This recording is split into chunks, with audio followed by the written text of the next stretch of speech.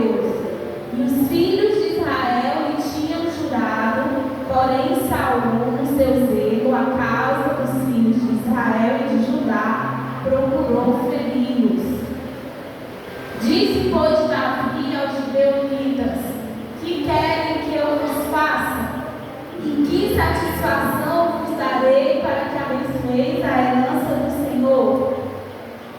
Então os gibeonitas lhe disseram: não é por prata e por ouro que temos questão com Saul e com a sua casa, nem tampouco pretendemos matar pessoa alguma em Israel. E disse ele, que é: pois que queres que eu vos faça? E disseram ao rei: o homem que nos destruiu intentou contra nós, de modo que fôssemos assolados, sem que pudéssemos subsistir em termo algum de Israel.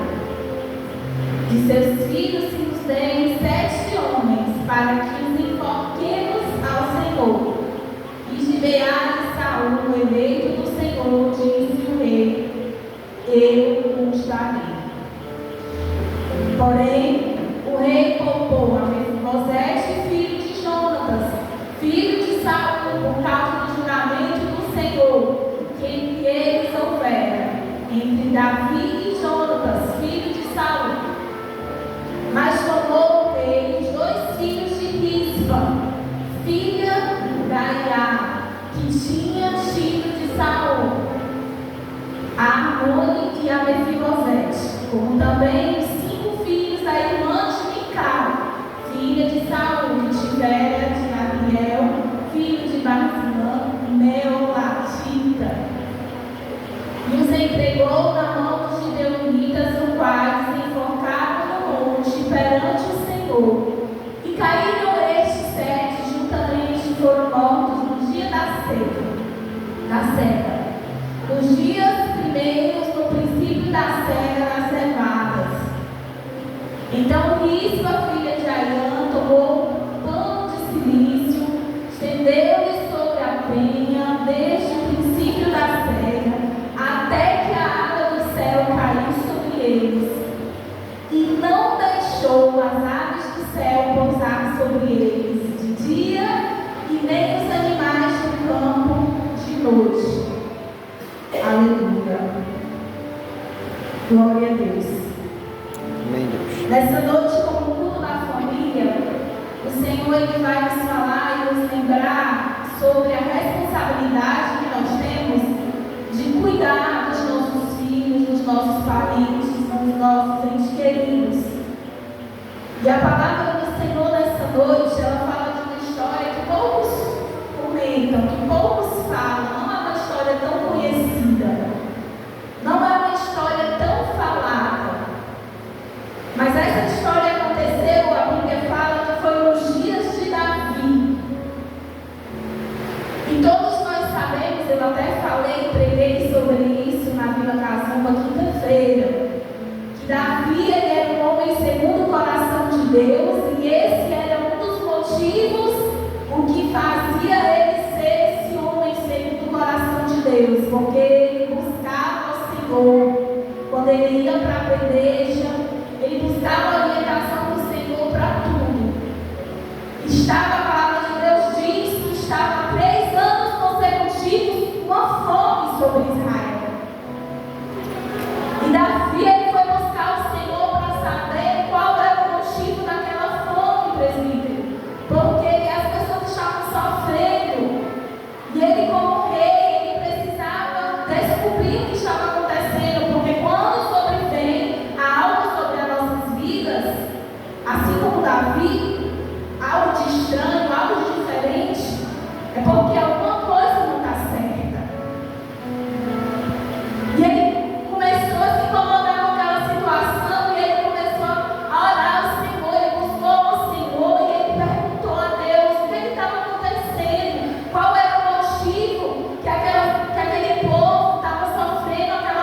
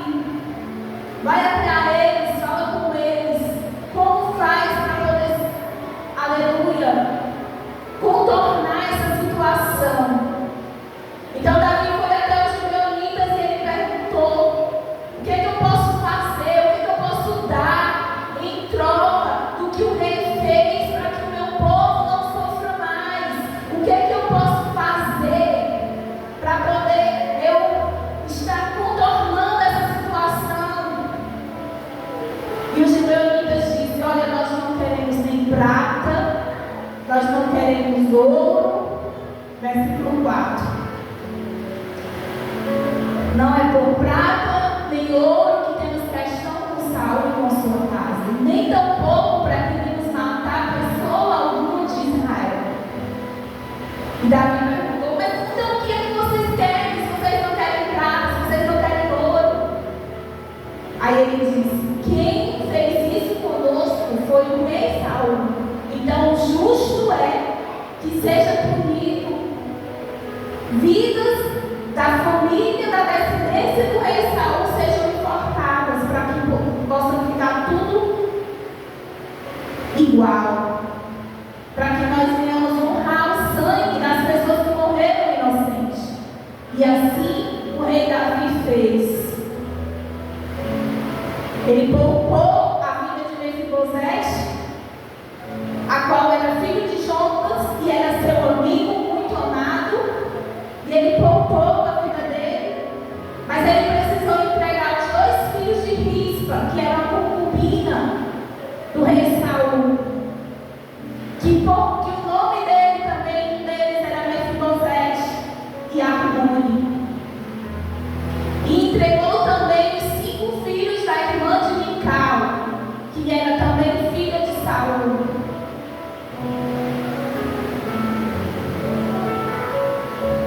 E aquela mulher passou por essa situação tão difícil, irmão, a Rispa. Ela nem tinha culpa do que estava acontecendo, mas foi tomado seus 2 filhos para ser morto ali na frente de todos. E o mais triste é que a história conta que aquelas pessoas que foram mortas naquele dia não foram enterradas, eles não tiveram direito de ter velório, eles ficaram ali expostos. E sabe o que foi que a Rispa fez? A Bíblia fala, ela tomou um pano de silício e estendeu sobre uma penha, desde o princípio da cega, irmãos, olha, foi desde o princípio da colheita, até que a água do céu caiu sobre eles. Irmãos, esse tempo foi um tempo bastante longo. A Bíblia fala, os estudos falam que foram meses. Você já pensou uma mãe todos os dias protegendo o corpo dos seus filhos que estavam mortos ali ao público?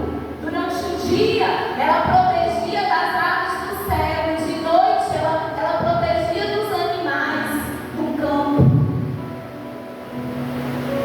Como se já não bastasse o sofrimento daquela mulher de perder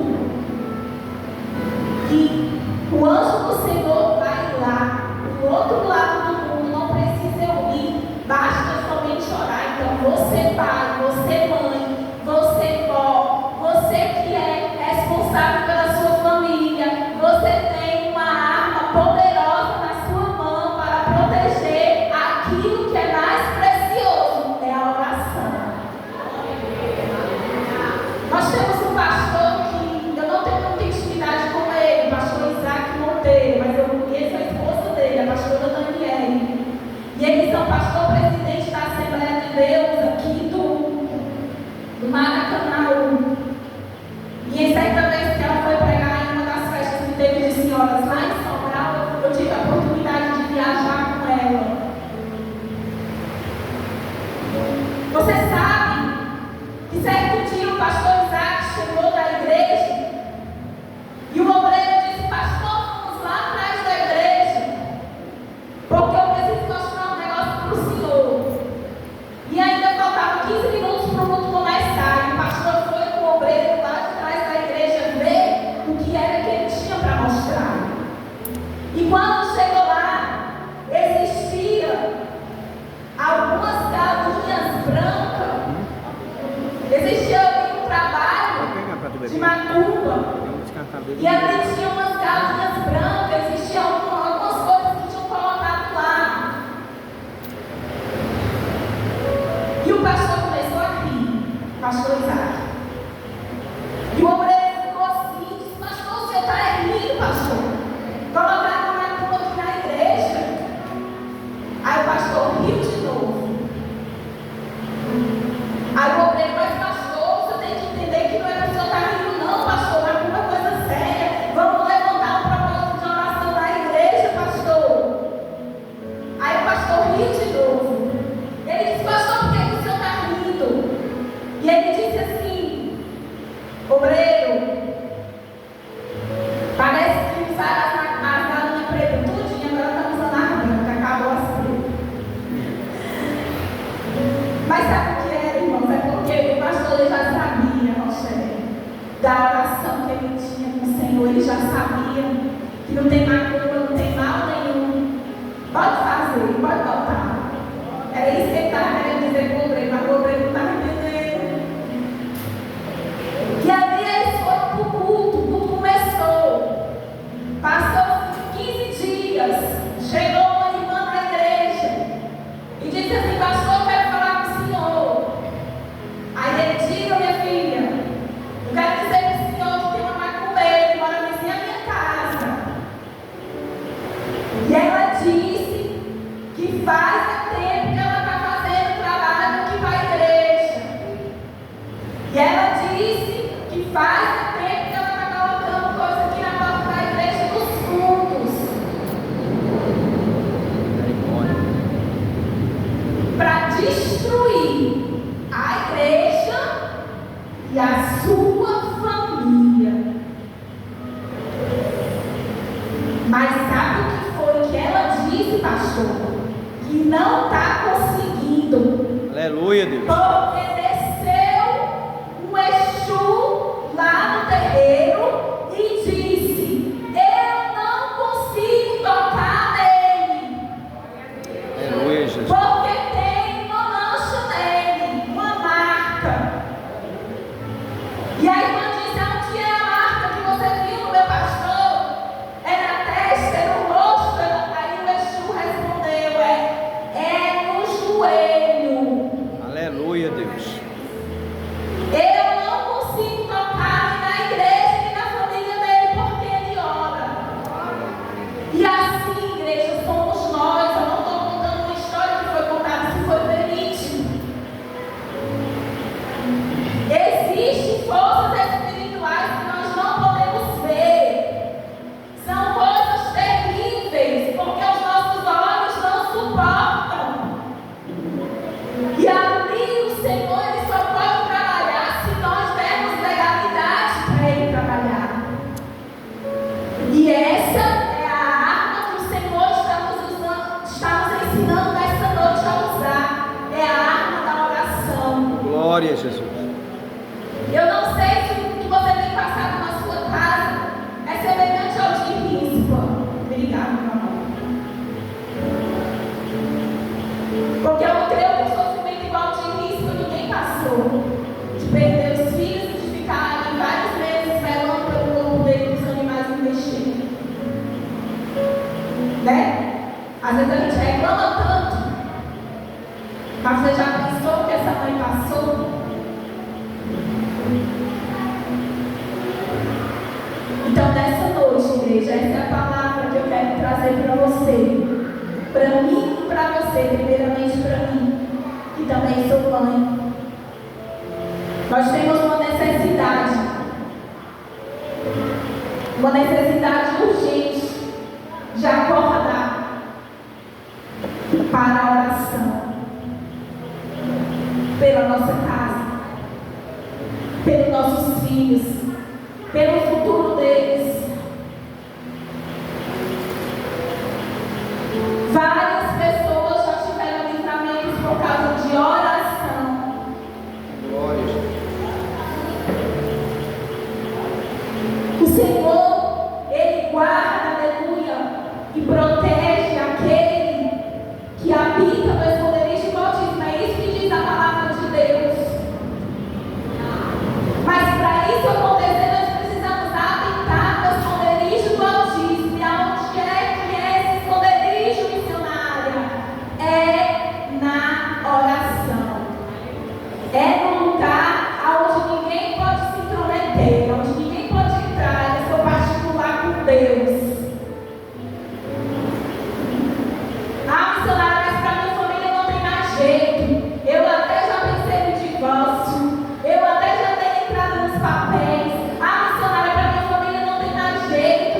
Eu vou abrir mão de orar, eu vou deixar na mão do Senhor. Pois você está fazendo uma coisa muito certa. É deixar na mão do Senhor mesmo. Porque é o Senhor que vai fazer, não é você.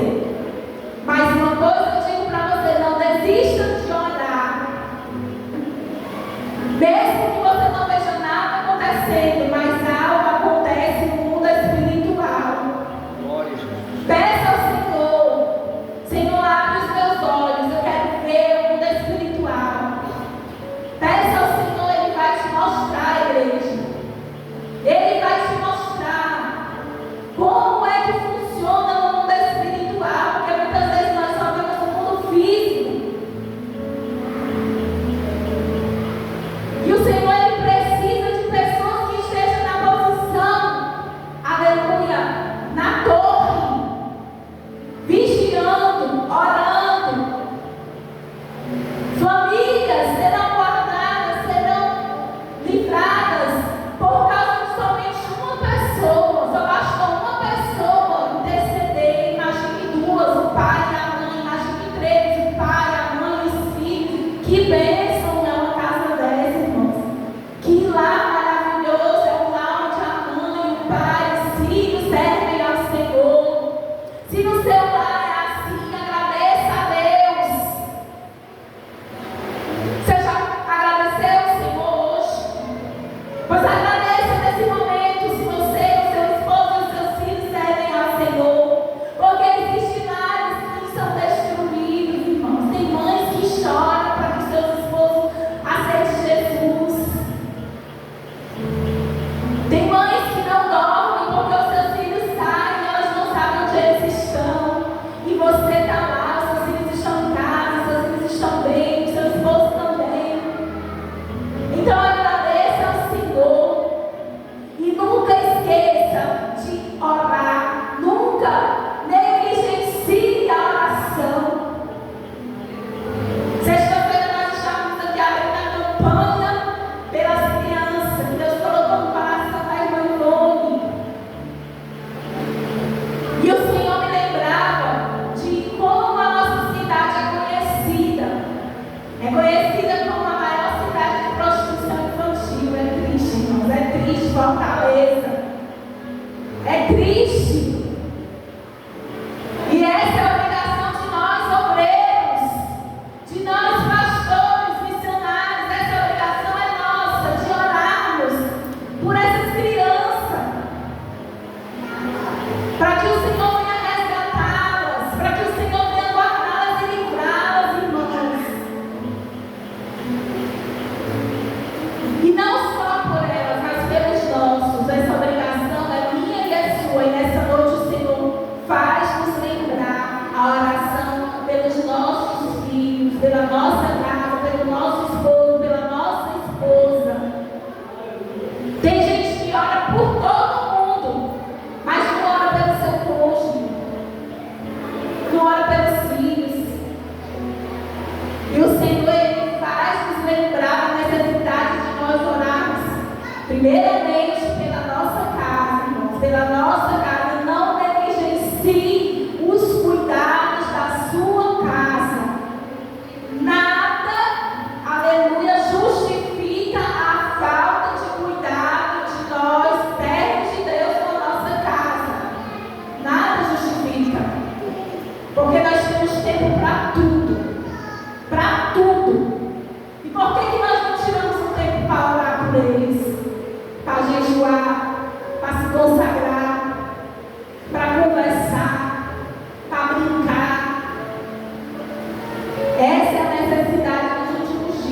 A nossa casa, ela precisa estar sarada para que nós possamos estar na igreja sarando outras casas.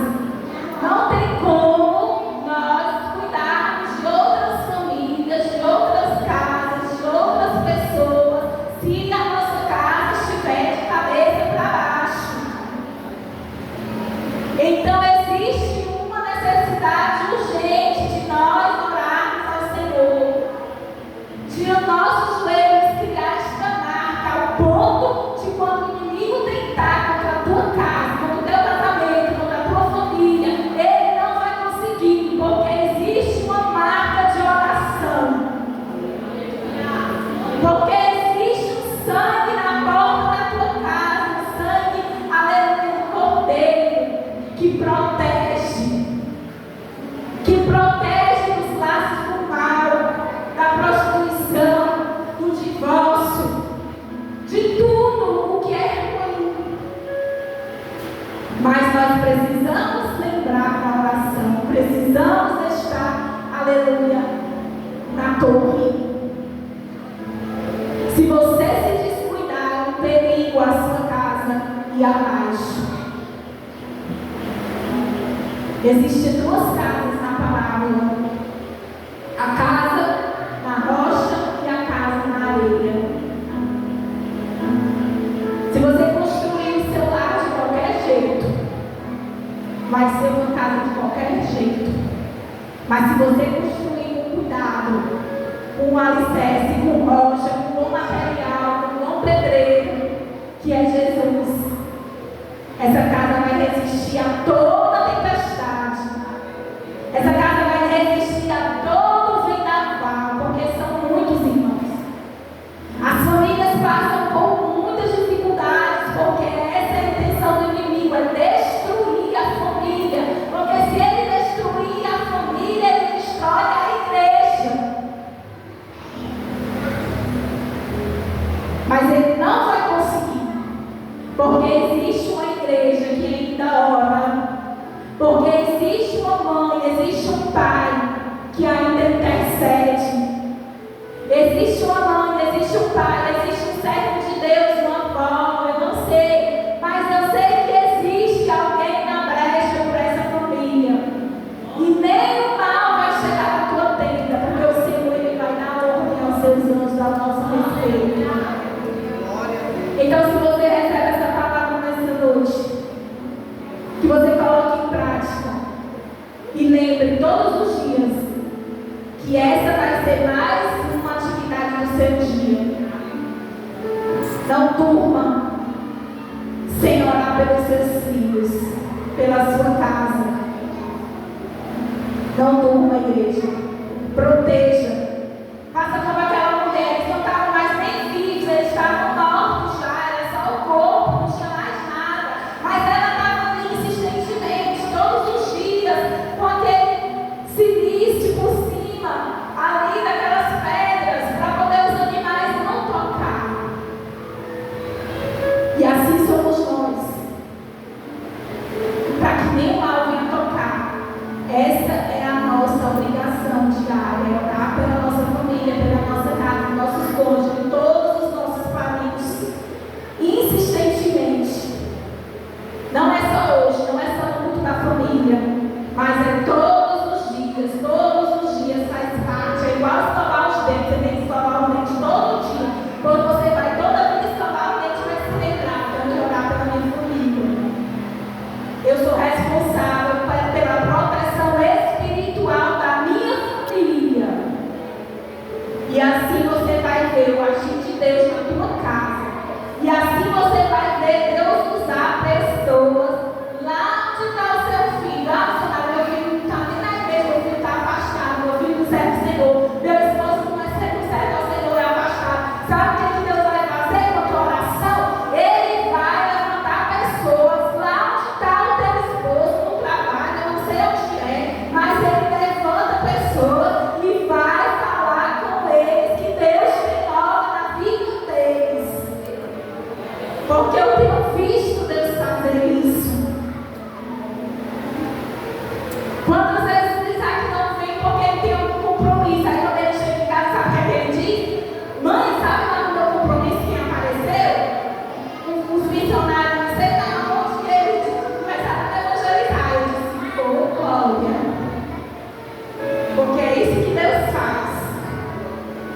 nós oramos, o Senhor levanta pessoas. E quando você menos esperar, o seu esposo, a sua esposa, o seu filho vai estar aqui do seu lado. Vai estar servindo ao Senhor com você. E você